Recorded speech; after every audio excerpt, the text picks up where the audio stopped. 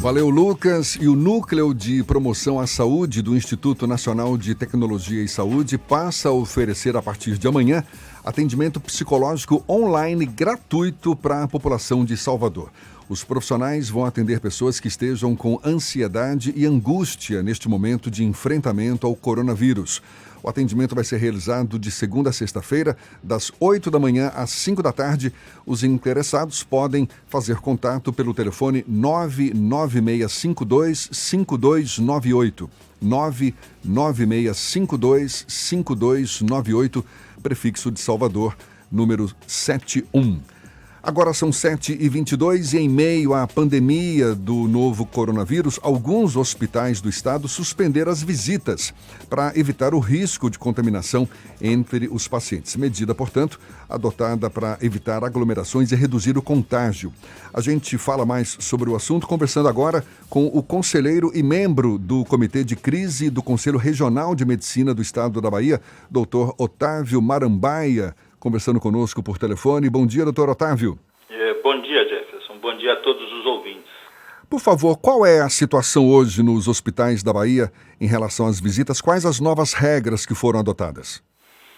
Olha, cada hospital, obviamente, devido às suas características, ele tem algumas regras, né? Mas, em geral, o sentido das alterações e das restrições a visitas e a diminuição do número de visitantes se deve, como é claro, à situação que nós estamos vivendo.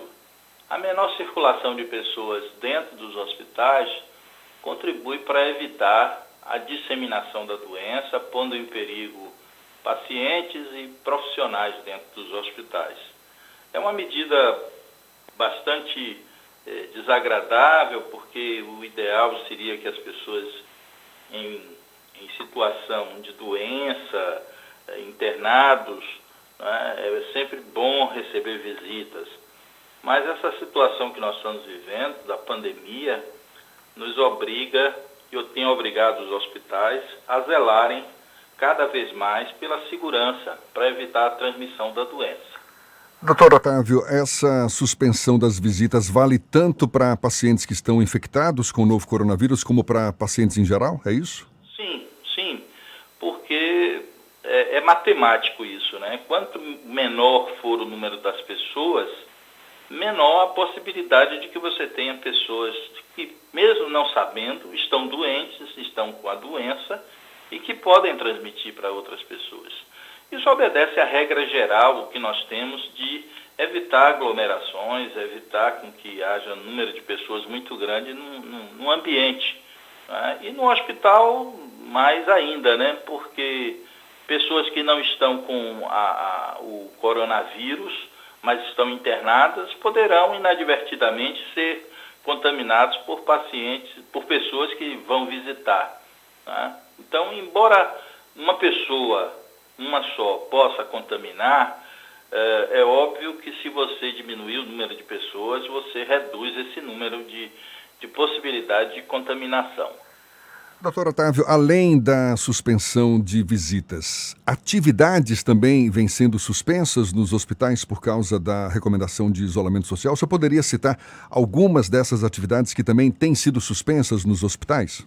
Olha, hospitais que têm atividade científica, como reuniões de corpo clínico, reuniões de estudos, né? Essas reuniões foram suspensas também. Serviço de residência médica que tem suas atividades, ou tinha suas atividades de aulas, né, de discussão teórica de problemas, isso também foi suspenso. Até reuniões de funcionários, de grupos de treinamento também. Ou seja, todos os hospitais entenderam, perceberam que tem que fazer a restrição de número de pessoas, principalmente em espaços restritos, né?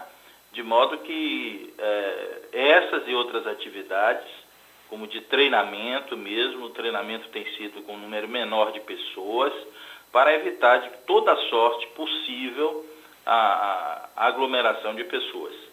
Doutor Marambaia, como é que está a questão da fiscalização do cumprimento de regras mínimas de segurança para a classe médica? Os médicos estão na linha de frente no combate ao coronavírus, e como é que está a fiscalização sobre o fornecimento de EPIs, sobre o acesso a cuidados dos médicos para evitar a contaminação da própria classe médica?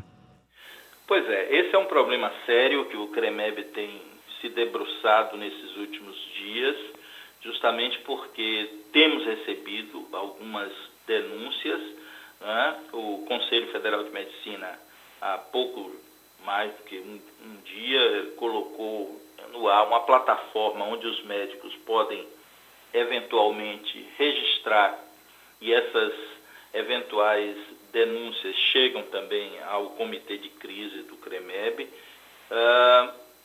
Para falar a verdade, nós sentimos que há uma falta de EPIs, quer dizer, desses equipamentos de proteção individual, de uma maneira geral, porque a crise é geral, né? E não é só do Brasil. Nós acompanhamos o noticiário e sabemos que isso está acontecendo praticamente em todos os países do mundo, mas é essencial que o mínimo de material de proteção seja fornecido aos médicos, né? Nós já temos casos mundo afora de médicos que estão morrendo ou que estão sendo contaminados e doentes e saem da linha de cuidado. Isso é ruim, porque se a população perder o trabalho dos médicos, dos enfermeiros, ela vai ficar com quem cuidando dela, né? Então, é preciso que as autoridades, que os gestores tomem isso muito a sério para proteger quem está defendendo nesse momento a saúde da população. Qualquer médico, qualquer profissional que esteja com dificuldade, ele deve acessar essa plataforma ou se dirigir diretamente ao gabinete de crise, né? Nós criamos um e-mail específico para isso, é o coronavírus@cremeb.org.br, em que os médicos podem fazer a sua denúncia ou dizer que não estão recebendo, não estão tendo os EPIs necessários para trabalhar. Nós já fizemos fiscalizações em que comprovamos isso e já tomamos providências com relação ao diretor técnico para providenciar os equipamentos. Há uma discussão também, pelo menos tem circulado uma carta de instituições médicas e dos próprios médicos sobre a questão da permanência de médicos dos grupos de risco no combate ao coronavírus, no combate direto. O CREMEB tem conversado com autoridades políticas, autoridades públicas, para tentar evitar que esses médicos dos grupos de risco estejam expostos no contato direto com os pacientes que eventualmente possam estar com a Covid-19? Sim, de fato nós temos alguns, como a própria prefeitura e o próprio governo do estado, têm, obviamente, cuidado dessa questão.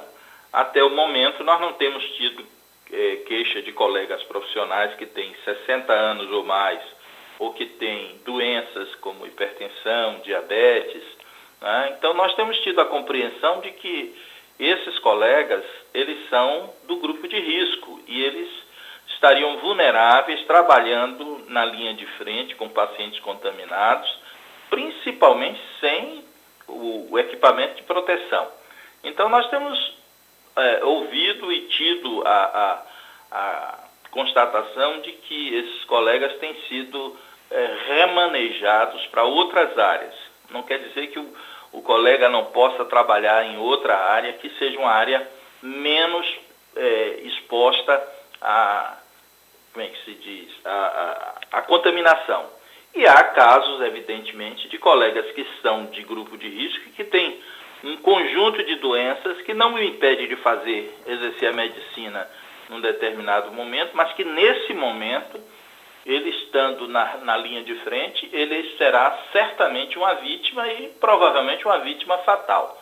Então nós temos tido esse cuidado, solicitamos aos colegas, porque o médico, na sua essência, ele não admite certas dificuldades para defender o paciente, para trabalhar em prol do paciente, Mas a gente tem considerado para esses médicos que é uma realidade que a sua condição física pode ser um impeditivo nessa hora para trabalhar diante de uma doença que é extremamente contagiosa e que é extremamente perigosa para pessoas nessa faixa de risco. Doutor Otávio, para a gente encerrar, em relação aos pacientes que se dirigem aos hospitais com suspeita dessa Covid-19, qual tem sido o atendimento dado a esses pacientes? A orientação, por exemplo, dada aos profissionais de saúde para receber esses pacientes? Eles são questionados, por exemplo, já na portaria quanto a sintomas respiratórios e febre, por exemplo? Olha, é o que nós recomendamos, que haja uma triagem, que haja um certo cuidado, e eu gostaria que as pessoas entendessem. Às vezes as pessoas acham que estão sendo discriminadas de alguma forma, mas é um dado real, nós temos que entender, as pessoas têm que entender. Então nós solicitamos que hospitais e clínicas façam uma triagem. Qual é o sentido da triagem? Muitos pacientes apresentam sintomas e nós estamos entrando numa época das viroses, vamos dizer assim, respiratórias serem muito frequentes. A confusão existe entre a doença, entre o coronavírus e a gripe, por exemplo.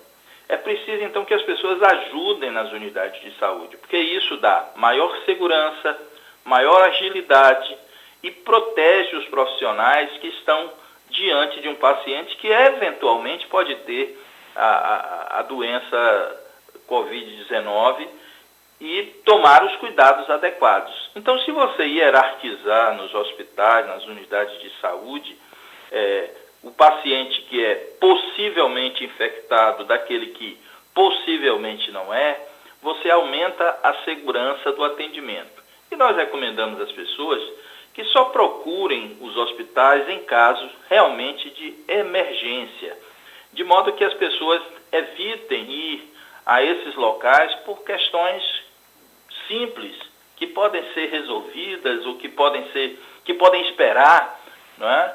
Porque quanto mais pessoas estiverem no atendimento de emergência, maior a possibilidade de que a doença se dissemine e que provoque mais vítimas.